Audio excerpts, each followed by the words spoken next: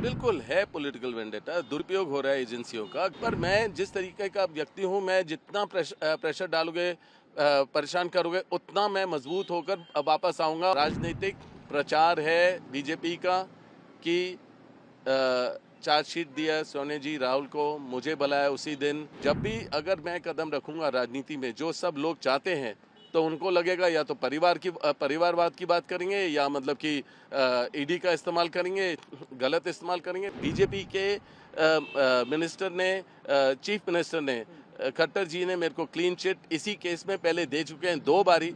तो किस लिए बुलाया ये? बिल्कुल है पॉलिटिकल वेंडेटा, दुरुपयोग हो रहा है एजेंसियों का, गलत है। क्या भरोसा रखेंगे एजेंसियों का? अगर मतलब कि जब भी अगर कोई उम्मीदवार होता है पूरे देश में सीएम बनने का, या मतलब कि कोई पार्टी अच्छी कर रही है, तो उनके पीछे पड़ जाते हैं। कौन से बीजेपी मिनिस्टर को या कौन से बीजेपी के लोगों को ईडी ने बुलाया? क्यों नहीं बुलाया उन्हें? सवाल तो पूछो ना कि ईडी, बीजेपी वाले क्या बिल्कुल सब ठीक है, या उनके ऊपर कोई आरोप नहीं है? आरोप 10 हैं, पर मतलब गलत है कि ऐसे लोगों को परेशान करना, प्रेशर करना। पर मैं जिस तरीके का व्यक्ति हूँ, मैं जितना प्रेशर डालोगे, परेशान करोगे, उतना मैं मजबूत होकर वापस आऊँगा और उभर के आऊँगा। और क्योंकि मेरे पास लोगों की शक्ति है, लोग मेरे साथ हैं, जुड़े हुए हैं, एकजुट हैं। मैं लोगों की बात रखता हूँ।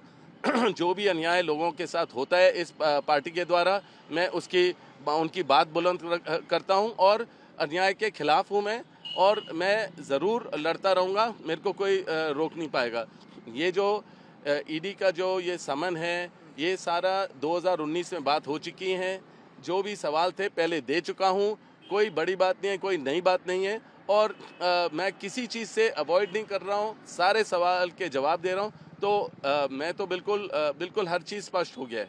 राजनीतिक प्रचार है बीजेपी का कि चार्जशीट दिया सोने जी राहुल को, मुझे बुलाया उसी दिन। तो ये दिखा रहे हैं मीडिया के द्वारा कि हम लोग कुछ गलत कर रहे हैं। ये कोई जनता जागरूक है, सब जानते हैं, सब समझते हैं। इन चीज़ों से कोई मतलब नहीं बनता है। इन चीज़ों से और हम मजबूत बनते हैं, और कुछ नहीं है। कोई इसका कुछ नतीजा नहीं निकलेगा, क्योंकि है ही नहीं कुछ। अगर ये फेक कुछ करना चाहेंगे, जो गलत करना चाहेंगे, दिखाना चाहेंगे, उससे मैं मतलब कि उसको मैं कंट्रोल नहीं कर पाऊंगा। पर असलियत कुछ भी नहीं है, असलियत में कुछ भी नहीं है उनके पास। सर, राजनीति में आप एक्टिव राजनीति में आने की आपकी बातें हो रही है, आपको लगता है कि इस वजह से ये चीज़ें? बिल्कुल। जब भी अगर मैं कदम रखूंगा राजनीति में, जो सब लोग चाहते हैं, तो उनको लगेगा या तो परिवारवाद की बात करेंगे, या मतलब कि ईडी का इस्तेमाल करेंगे, गलत इस्तेमाल करेंगे। वही बात है, और कुछ नहीं है।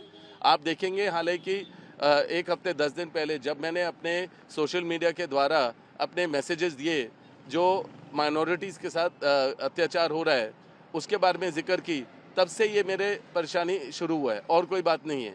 जब से मैंने बोला है लोग चाहते हैं मैं आऊँ राजनीति में, तब से ये परेशानी शुरू हुई है। पर इसमें कोई बेसिस नहीं है, कोई मतलब नहीं है। ये ईडी और जो समन दिया है, ये सारी बातें पहले हो चुकी हैं। सर, रॉबर्ट वाड्रा जी क्या राजनीति में, एक्टिव राजनीति में आएंगे तो? ज़रूर आऊँगा, लोगों की इच्छा से आऊँगा। अगर लोग चाहेंगे तो आऊँगा, और अपने परिवार के आशीर्वाद के साथ आऊँगा। कांग्रेस के लिए और उभर के आऊँगा, और कांग्रेस के लिए मेहनत करूँगा। ऐसे चैलेंजेस फिर आगे सामने दिखाई दे? अरे हर रोज़ ये तो चलता रहेगा, क्योंकि हम आंदोलन करते हैं, हम लोगों के लिए लड़ते हैं।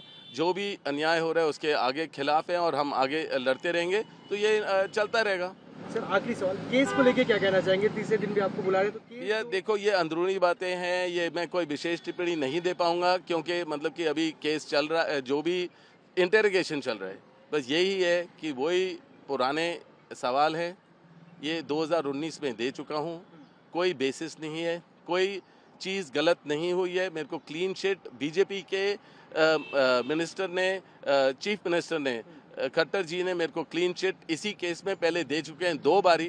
तो किस लिए बुलाया ये, और उसी दिन चार्जशीट करना? तो ये बिल्कुल एक राजनीतिक प्रचार है बीजेपी का, और दुरुपयोग है ईडी का।